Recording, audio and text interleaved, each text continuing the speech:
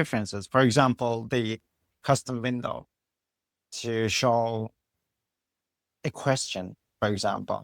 Come on, these kind of things, they make the bigger difference.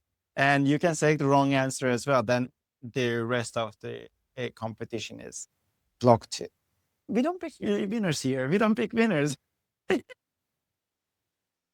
So you're right. Okay. I think actually from a more polished perspective, yours definitely looks much, much better. Okay. I think there's no question. I think mine definitely isn't as good, but I think I was surprised at what it generated. And actually, it made me think maybe that design is better than what I had originally designed. And that actually leads to a key point, right? What we talked about in the first and second episodes of the show, right?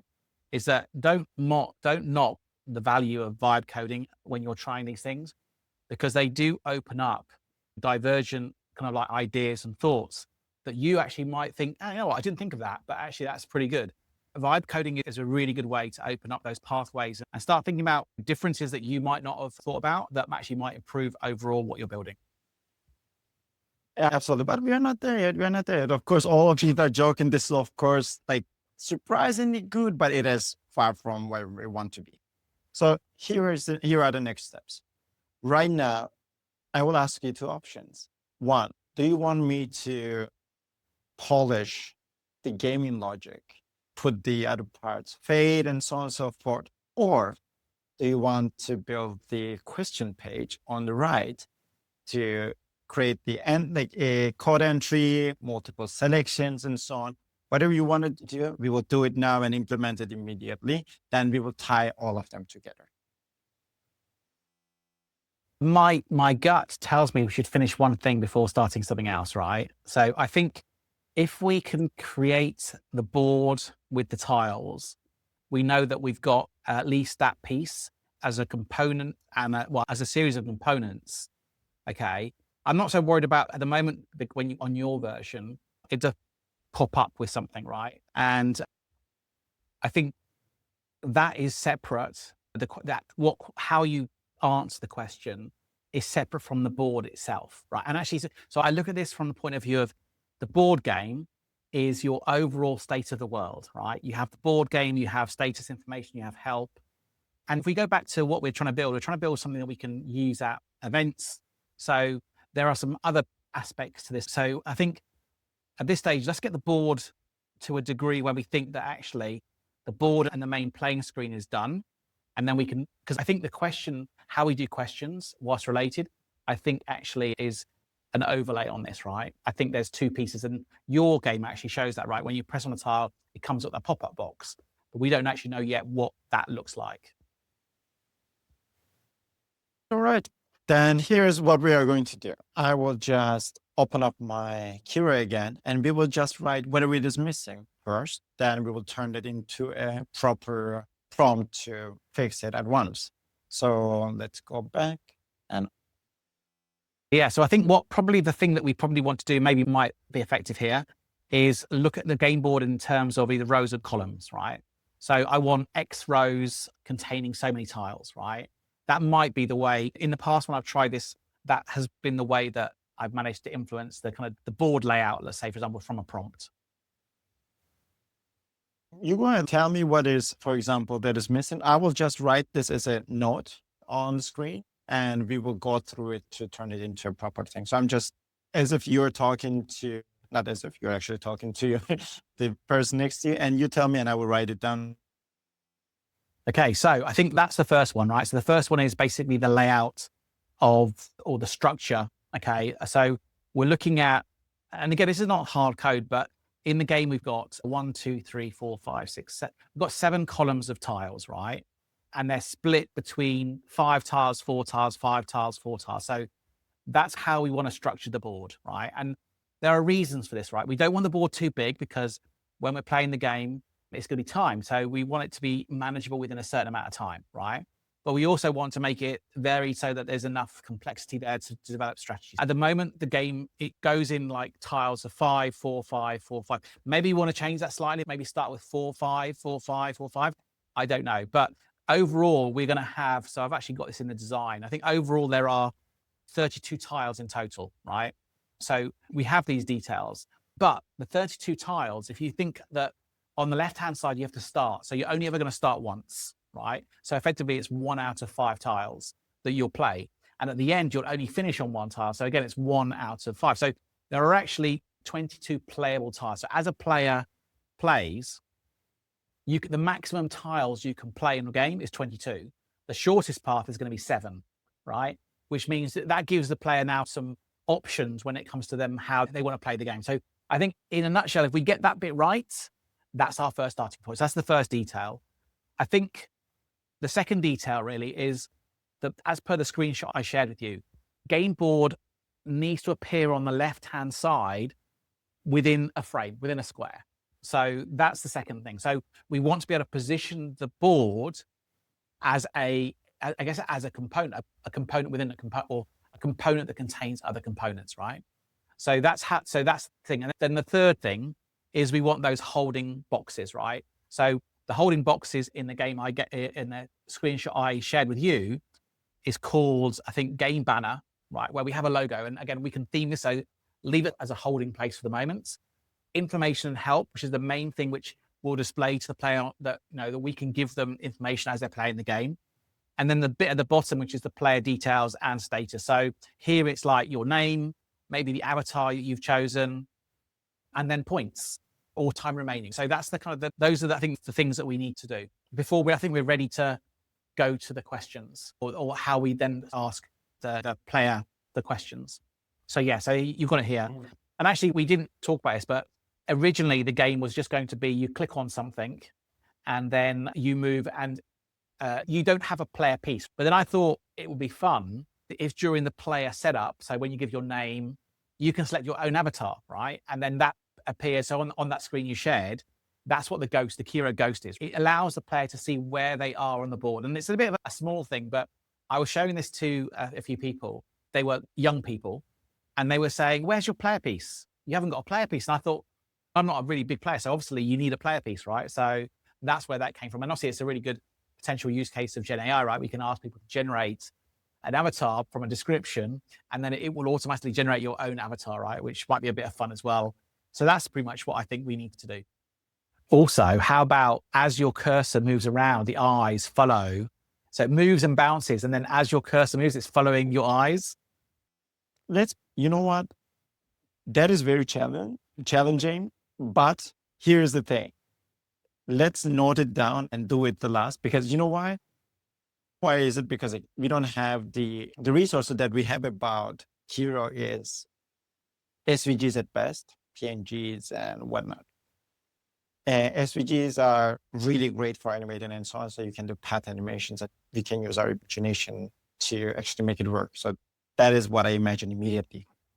PNGs and so on, besides the moving up and down and having this fun animation, it would be a bit challenging. That being said, I'm all for it, because it's like something that I really like about, for example, there's a Sticker Mule website, right? And when you go to the Sticker Mule website, one thing that I really like is the icon reacts to your operations. For example, when you write your password, it actually closes its eyes. And it's a very basic animation. You can see like there are 2 components that is just covering the eyes, but it looks so real and so fun.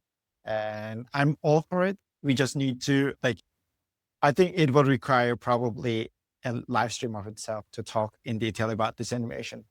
So this is to be done, not to be defined, to be done for the next ones. So right now, you mentioned, for example, this is a role for us. But 5, 4, 5, 4. So first is 5, then 4, then 5, then 4. Am I not counting right? 1, 2, 3, 4, 1, 1, 2, 3, 1, 2, 3, 4, 1, 2, 3. So that's row. I'm talking columns. Look at columns. Okay. Because I also had the same issue, and it's easier if you count columns rather than rows. Otherwise, because they're not all aligned. So this is what I found, that from a prompting perspective, the system finds it harder to understand, because it doesn't quite know what actually, because a row is a straight line, a column is a straight line. So the only thing that's in a straight line here is the columns. Perfect. Okay, then I changed it and it makes more sense to me. Now we define, we will get lines of rows, lines of columns, and we will get a number of tiles per column. And this tiles per column will be defined as, for example, if it's 6, 6, 5, 6, 5, or like 5, 4, 5, or whatever it is, we just gave this information. So this is in place. This is good. The next thing that we are missing from the game board logic is actually the framing you mentioned. So right now we have this frame over here, right? But we want it to be left aligned. So we want to move forward to a place that we will be actually coming closer to the general design. Here's what I think. I want to first do the general design of it, then fix the problems 5, 4, 5, or whatever it is next. What do you think? Does it make sense to you? All right. So here is what we will do. We can bring in the previous prompts, right? So in one of our previous prompts, we have the design. And I will go back and say that. So we built the board. Everything is nice. We will call this thing game page. Now we will say, I want you to create the game page for me. One thing that I want to emphasize, I didn't say component. You can call that one. I don't, because I want to make a clear difference between what a component is and what a page is. Page is your part of your overall flow.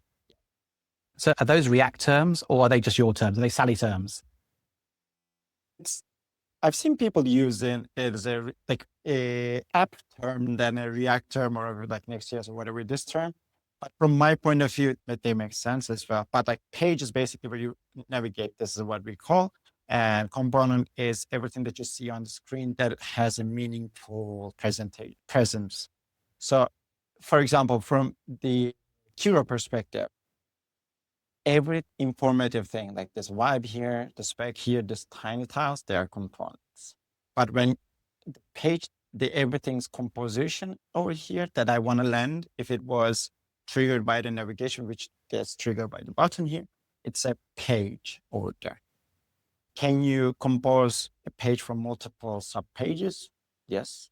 But then like it turns into more, is it component? And yes, you can call component. But for me to pass the message better, what I say is that components are Lego pieces that you have. And imagine that you create a car. Then with another Lego pieces, you create a garage. You put the car into a garage, then you create another composition at the end. But still, those are finished projects. This is what I do. Does it make sense? Or yeah, I try to keep things from the simplest perspective that I would understand, but I hope it makes sense. So in here, I say, I want you to create a game page for me. The game page design, I share the game page design with you. We already have the game board in place.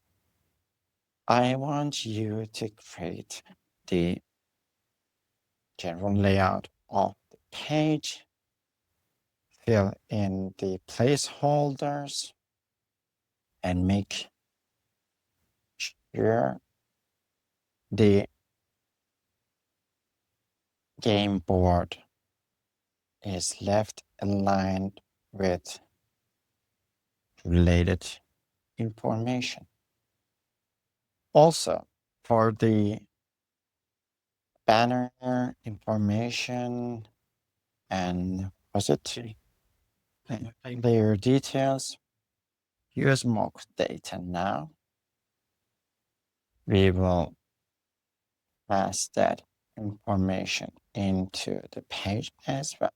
All right, let's see what happens. So you bring up an interesting term there, navigation. So I think in the context of navigation, this isn't your typical like web page where the user gets to choose where they go, right? We're actually providing it's not a highly opinionated even, it's a on rails navigation experience, right? So it's always in our control, not the players, right? So I got to give you an example. The first page is the splash page, right? The welcome page, the page to bring the player in. And there, the only thing they can do is either watch the page or click on the button on the right-hand side that says new game, right? And that's it. That's all they can do. The new game brings the board up. The only thing they can do is interact with the board game to play the game, right? At which point then there's navigation, which is again is driven by the game board. Or at the end of the game time, it then basically finishes the game, which is the next navigation piece, right? Then that end game is then points and then return back to the front page. So the navigation in that perspective is we're not really we're not letting the player choose. We are, well, to within a degree. It's very much it's within the game loop, right? So because in the past when I've done games, there's always an infinite game loop, right? And the game loop then basically brings you to different parts of the game, right? So that's how in my head I'm thinking of this. So how is that different to what you're talking about from a navigation perspective? So does that mean that we need to plan ahead of what those navigations are? Because we have, to a certain degree, in the design that I shared with you, we know what those parts are. So a good example, what you said there, when a player plays a question, they can either click on hint or they can pass, which will return them back, right? So for some of these things that we know, and also within the game itself, the player can lock themselves into a dead end, right? So this is one of the things that I think you can play a tiles game, but you might end up in a situation where you don't end up being able to move anywhere. So we need an exit or finish game because you've messed up. So do we need to map those out first? Is it going to be helpful if we can like create a mapping? And then what's the best format of that? First of all, my sister just texted me saying that they didn't hear my voice because this was out of battery. I talked about so many cool things. Oh my God. Rita, I hope that you heard about the deep thinking at least. Yeah. Exactly. So why are we using navigation in this state? Navigation is important not only for deep linking and sharing a state that you're in with your fellow people, but it's actually about keeping track of the current state as well. I gave the username as an example. You want to get users to be able to make up for their mistakes and so on, but at the same time, prevent them from doing additional steps. If they answer a question or if they see a question is hard, we don't want them to go back and select another one. We want to intervene. And as a follow-up, you ask, should we define or decide on all of these in advance? The answer is no, because this is, again, I think, trying to think about a car before we are making the wheel. We have to make the engine. We have to bring all of them together. We need to think of, again, as